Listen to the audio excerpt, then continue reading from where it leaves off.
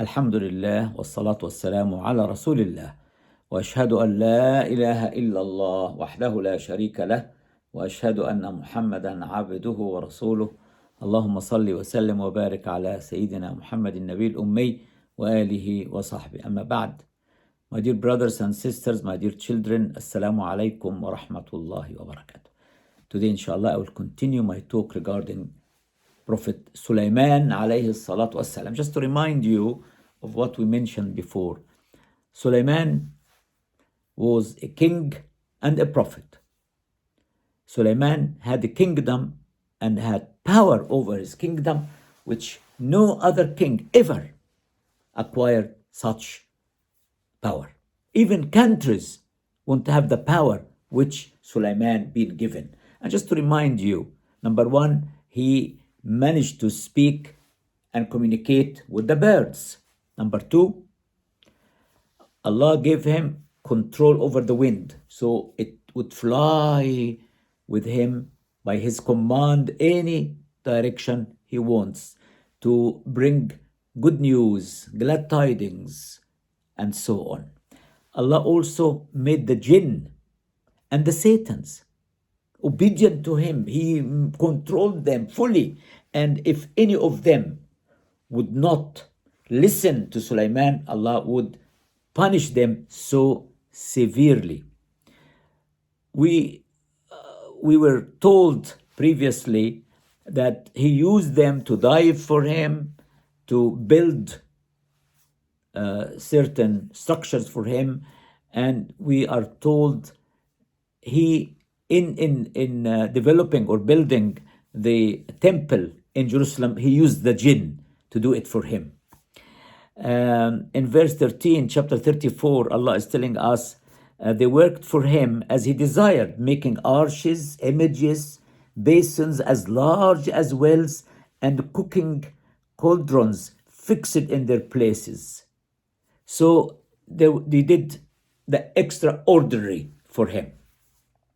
Also, being so powerful, he was a green king, an environmentalist, someone who really looked after the environment and ensured that all his subjects are going to survive and the habitation will not be destroyed.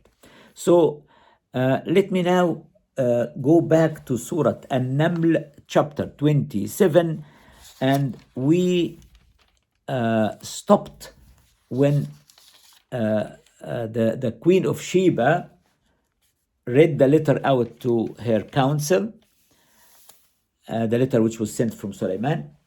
Just to remind you, the hoopoe carried a letter from Soleman to the Queen of Sheba, Bilqais, her name was Bilqais, and he delivered the letter to her, and she read the letter out to her members of the parliament, and the letter was Bismillah ar-Rahman ar-Rahim, signed Sulaiman, and the message was Allah ta'lu alayya wa atuni muslimin. Don't be arrogant against me, but come to me in submission to the true religion, because they used to worship the sun instead of worshiping the one true God who created the sun. And the hoopoe, when he delivered the news to Sulaiman, he mentioned this to him. So now the queen read the letter out, and she sought the advice of the council, and they told her, you decide whatever you want to do, you are in charge. And she suggested in verse 35, chapter 27, أعوذ بالله من الشيطان الرجيم وإني مرسلة إليهم بهدية فناظرة بما يرجع المرسل. I'm going to send a present to Sulaiman, and I'm going to wait to hear from the ambassadors what did they hear. In some books of the interpretation of the Quran, it is stated that she said, if he would accept the gift, then he is a normal king and we will fight him, because we have a very, very strong army. But if he refuses to accept the gift, then we would recognize that he is a prophet of God, and then we will follow him. very wise queen.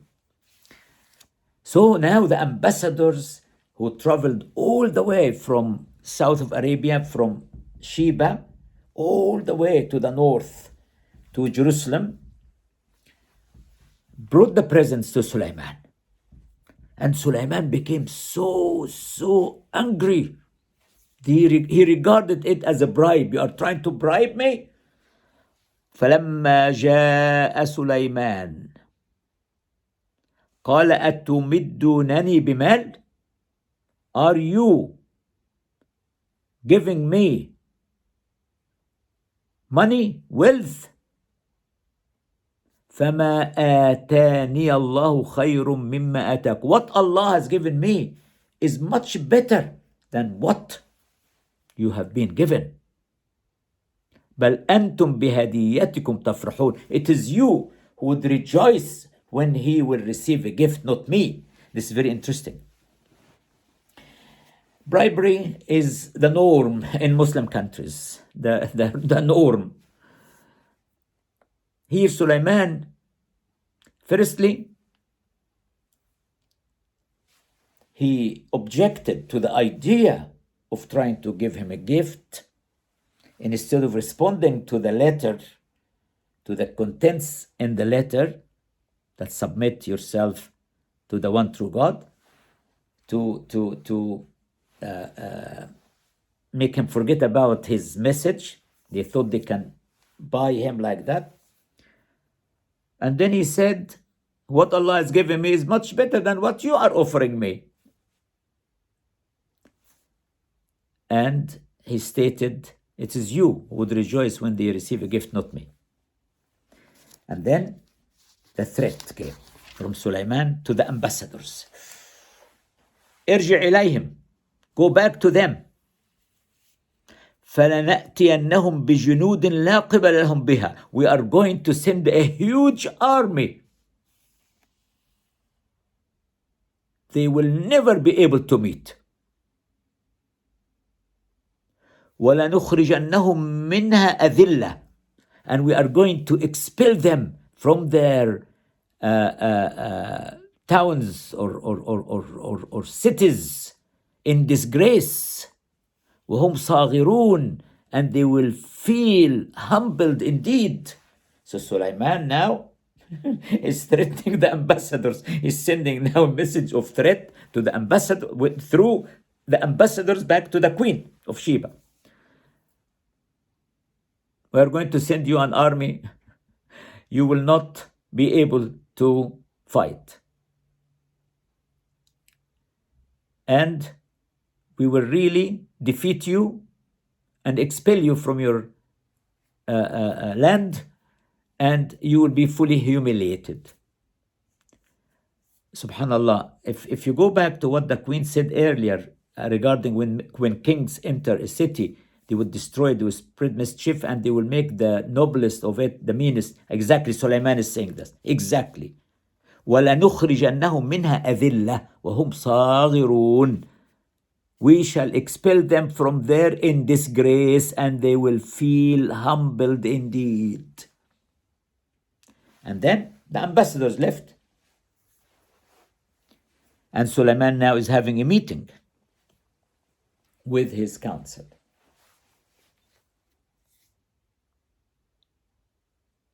Council of Suleiman, he had a genie, a brute genie in the meeting, in the council, and a human being.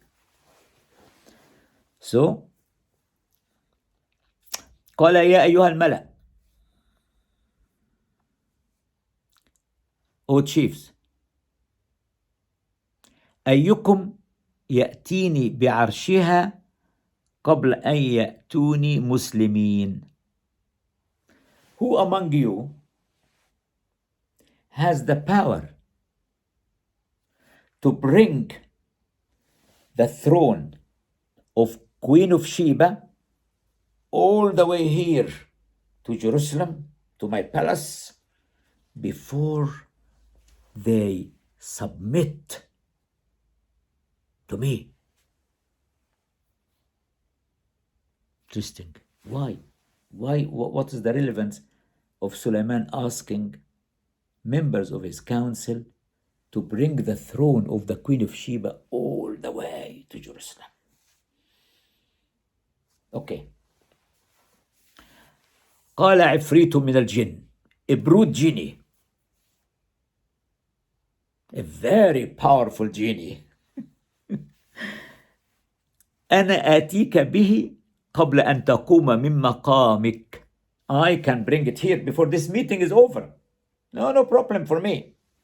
وإني عليه لقوي أمين. These were the credentials of the genie. I have full strength for the purpose, and you can trust me. I'm Amin. I'm trustworthy. Subhanallah. So this is the Ifrit, the genie.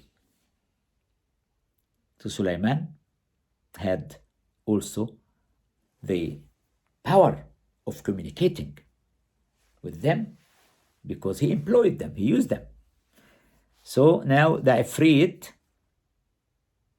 he said, I can, not a problem.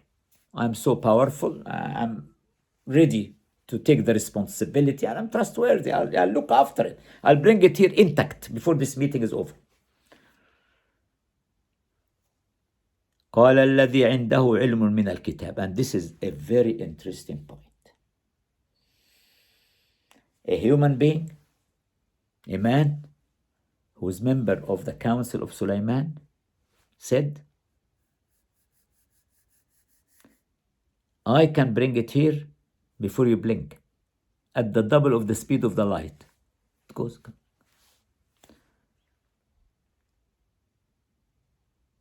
But what were the credentials of this man, of this human? قال الذي عنده علم من الكتاب. He was someone who had knowledge from the book. We don't know which book. We don't know. That was a very specific knowledge which Allah gave to this man. He taught him how to move bodies in a speed faster than the speed of the light. And the object is not going to change, it's not going to burn.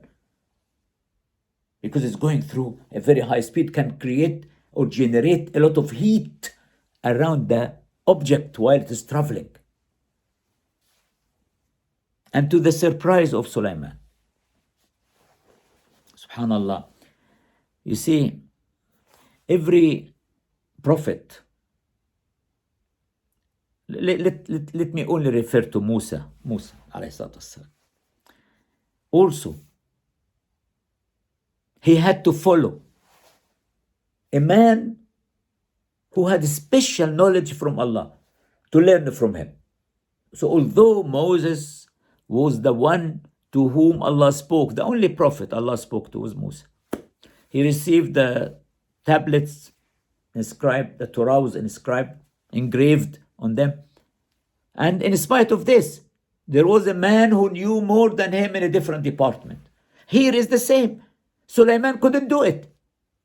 That's why he was asking members of his council. If he could do it personally, why he didn't just bring the throne to his court or to his palace?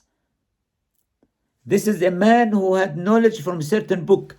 قال الذي عنده علم من الكتاب. He had knowledge from a certain book. We don't know. Had knowledge of the book. We don't know. أنا آتيك به قبل أن يرتد إليك طرف. I will bring it here before ever your glance returns to you, before you blink. And the man, just before finishing the sentence, the throne was there. فلما رآه مستقرا عنده. The word مستقر means in a steady state condition. When the throne came, it did not vibrate, it did not wiggle. No, it stayed firm on the ground. So Sulaiman, فلما رآه مستقرا عنده. When he saw the throne placed firmly before him, What did he say? قال هذا من فضل ربي. This is by the grace of my Lord. Why? It's a test. ليبلوني, to test me. أشكر أم أكفر? Am I going to be grateful and say thank you, or am I going to be ungrateful? So Soleman regarded this as a test, as a trial. And you have seen how many times Soleman been tried and Dawood been tried. And the messengers of Allah, all of them been tried. Whether it's Jesus or Moses, they all been tried. They all been put to very hard and difficult tests in their lives, including Prophet Muhammad, peace be upon all of them. So here you have to be very alert.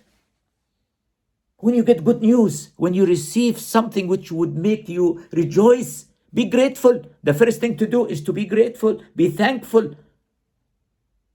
Very often we should do sujood al-shukr, sajdat al-shukr. You should go on your head, on the floor, prostrate yourself and be grateful.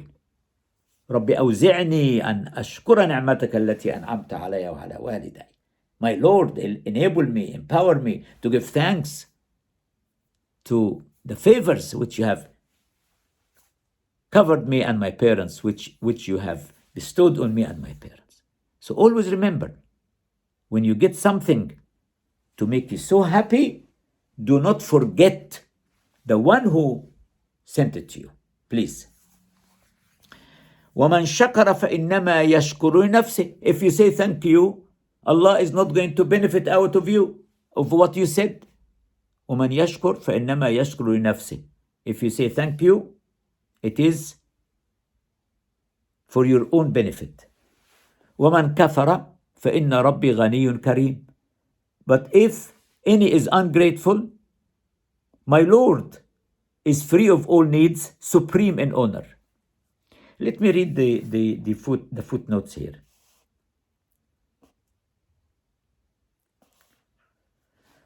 If Solomon, I'm reading footnote 3276.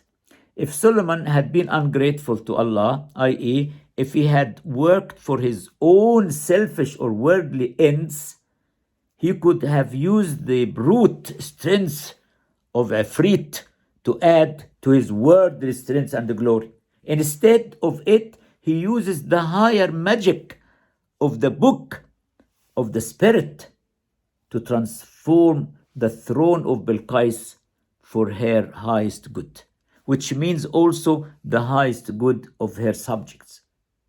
By the divine light, he managed to change the religion of these people. He had the two alternatives, and he chooses the better, and he thus shows his gratitude to Allah for the grace he had given him.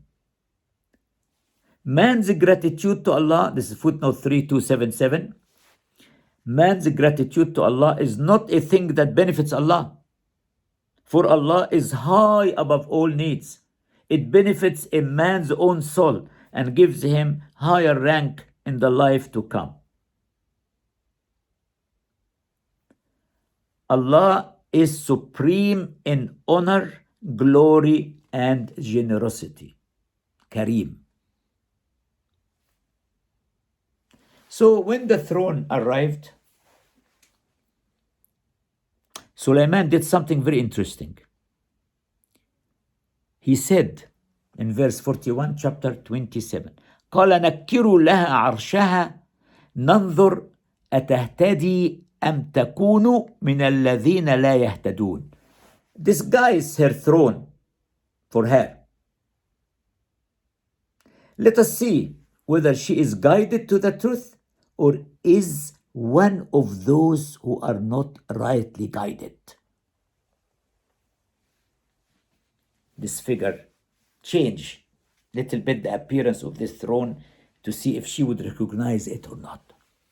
Soleman knew that she is coming. She did not send an email or text message, Soleman, I'm leaving now Sheba. I'm going to travel all the way to Jerusalem. It's going to take a month from me to get to you. Please wait, don't send your army now. No. Soleman knew that the woman, once she heard from her ambassadors that Soleman is preparing to march a huge army made out of jinn and ants and birds towards Sheba, she would come to see him. She was a great diplomat, a very democratic woman, and had a lot of knowledge. So she arrived. When she arrived, Soleman welcomed her to the palace. فلما جاءت, when she arrived, قيل أهكذا عرشك, is this your throne? The woman, think about it. She left months ago and the throne was there. Okay, the throne was there. She left it behind. How come the throne would arrive all the way before her arrival? And at the same time, there's a bit of what we call it disfiguration. They disfigured or disguised the throne so it doesn't look exactly like the one she left behind. But she was intelligent, extremely intelligent. She looked at the throne and she said, كأنه هو.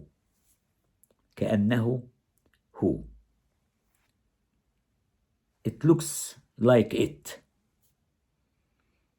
So, in spite of the fact that she left the throne behind her, and in spite of the fact that the throne has been disguised, she recognized it, and she said, قالت كأنه هو. She said, it seems the same.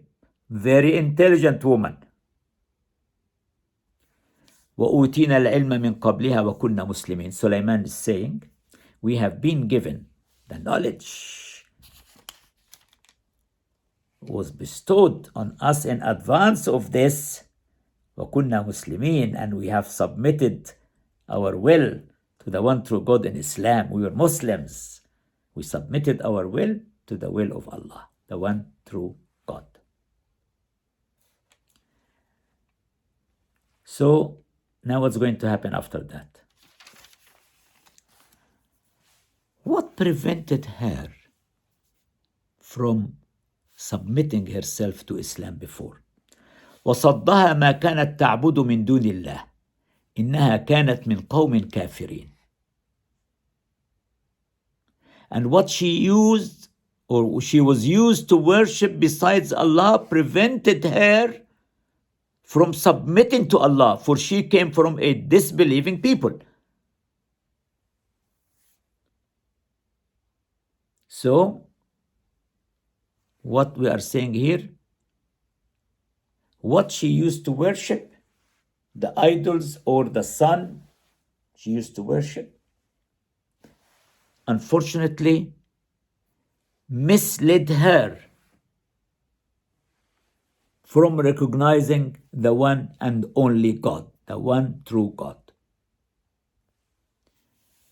And what she was used to worship besides Allah prevented her from submitting to Him, for she came from a disbelieving people. Soleman, in his wisdom, designed a palace with a floor made out of crystals, made out of glass. So the whole floor was made out of glass.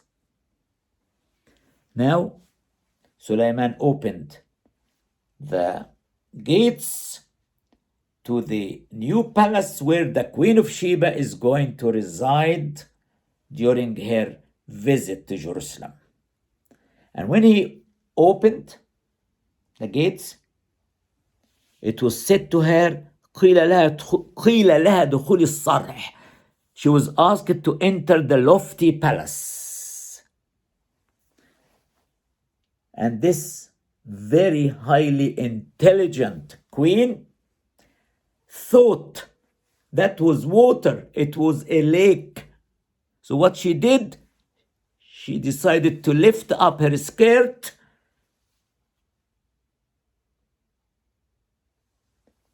and of course her legs became apparent to everyone around her. What an embarrassing thing when Soleman said to her, "This is not water, this is just a glass." So she realized she was in the wrong. She could not tell the difference between glass and water.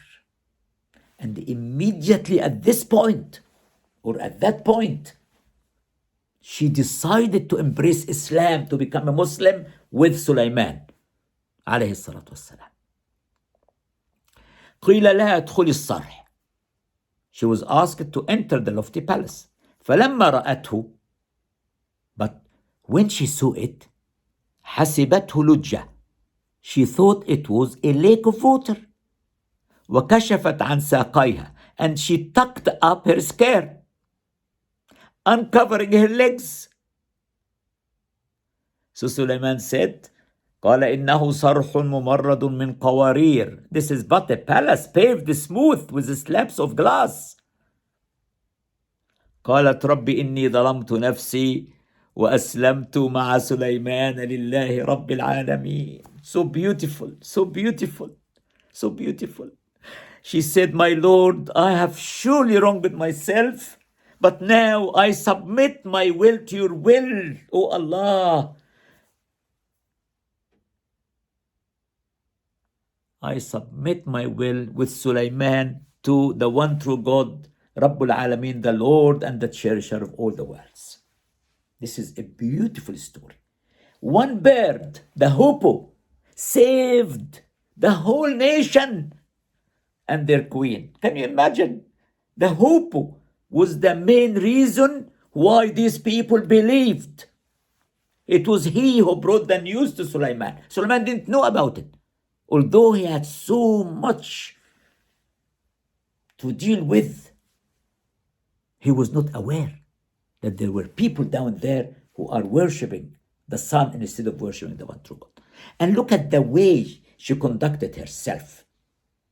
How democratic she was, how sensible she was when she sought the advice from her own counsel.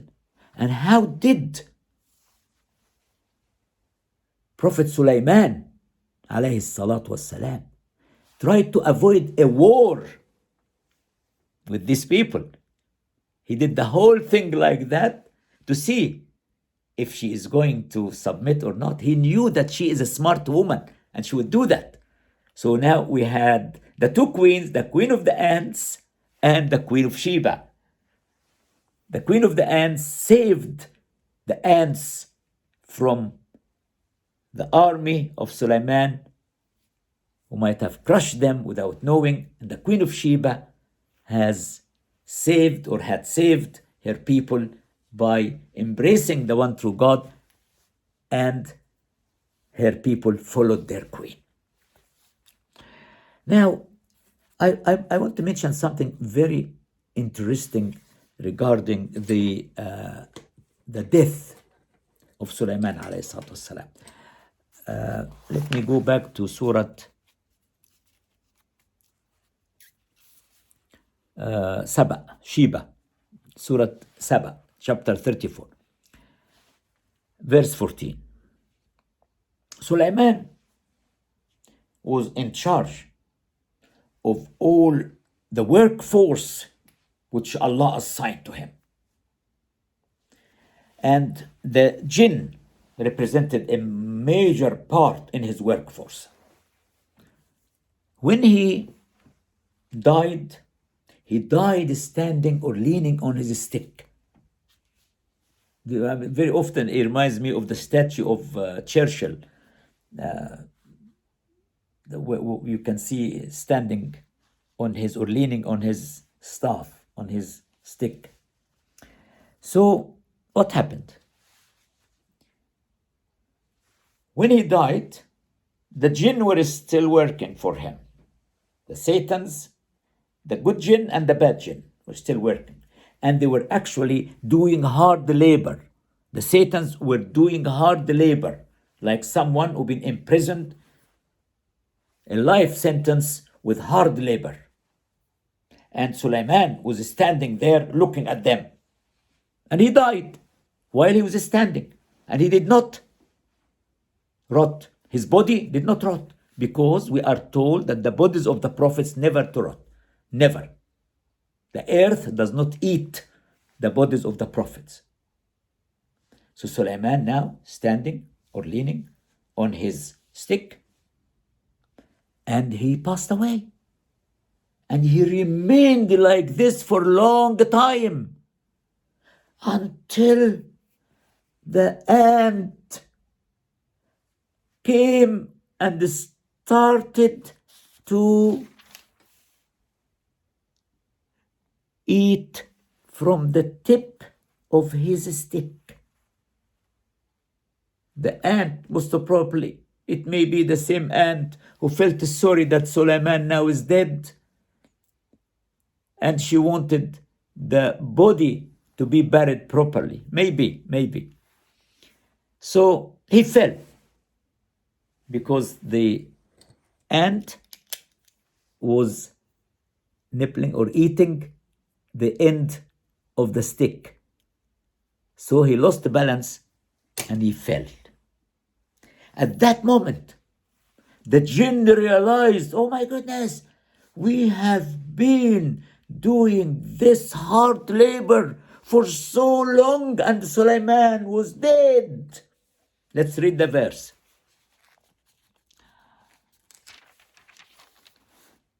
Verse 14, chapter 34. فلما قضينا عليه الموت ما دلهم على موته إلا دابة الأرض تأكل من سأته. Then when we decreed Solomon's death, nothing showed them his death except a little worm of the earth. Could be the termite, what we call النمل الأبيض, the termite, which is the wood, which kept slowly gnawing away, eating away at his staff, at his stick. So when he fell down, the jinn saw plainly that if they had known the unseen, they would not have tarried in the humiliating punishment of their task. They would have not continued to be in this humiliating punishment of hard labor. So the jinn realized they do not know the future. That's what Allah is telling us. And let me read the final footnote before I stop. Footnote 3808. This statement illustrates 3 points. 1. However great and glorious human power and grandeur may be, it is only for a time, and it may fade away even before people know of its decline. 2. The most remarkable events may be brought to light not by a flourishing of trumpets, but by a humble individual, unknown and unseen, who works imperceptibly and undermines even so strong a thing as a staff, the stick, on which a great man may lean. 3. Work done by men merely on the basis of brute strength or fear, as in the case of the jinn, will not endure. This is brought up in a strong contrast against the power and majesty of Allah, which will endure, which cannot be sapped, and which can only be fully appreciated by a training of will and heart. In the same way, in David's story above, his mighty strength as a warrior and his skill in making armor are only to be valued when used, as it was used in the service of Allah, in righteous works, as Allah subhanahu wa ta'ala told us before. I'm going to stop here. I hope you have enjoyed the series, the story of Dawood and Soleman alayhim as-salam in the Quran. I wish you all the best, inshallah. May Allah forgive us all and keep us on his straight path and reward you abundant in this life and the hereafter, and give you good health and prosperity and happiness. And please remember, we are in need of your donations to our project. Wassalamu alaikum wa rahmatullahi wa barakatuh.